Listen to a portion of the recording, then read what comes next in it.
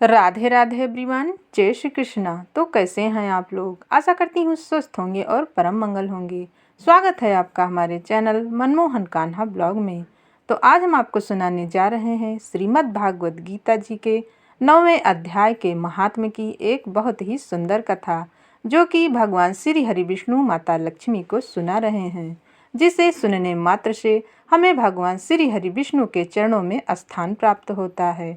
तो आइए इस कथा को ध्यानपूर्वक श्रवण करते हैं।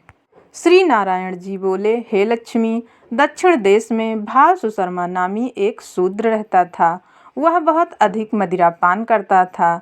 एक दिन अधिक मदिरा पान करने की वजह से उसकी मौत हो जाती है। वह मरकर प्रेत की योनि को पा जाता है और एक वृक्ष पर रहने लगता है। उस गांव में एक ब्राह्मण रहता था।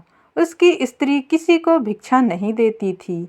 वे दोनों भी मरने पर प्रेत होकर उस वृक्ष के नीचे रहने लगे, जहाँ प्रेत रहता था।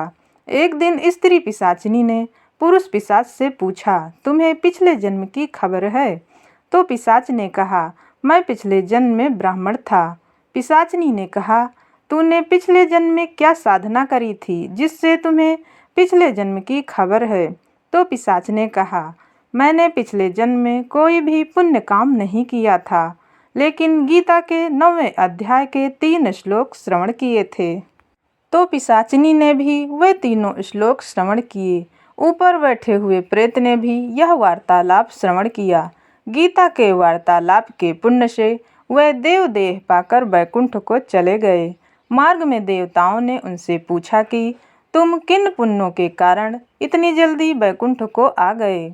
उन्होंने कहा, हमने एक ब्राह्मण के मुख से गीता जी के श्लोक सुने, जिसके प्रताप से वैकुंठ को आ गए।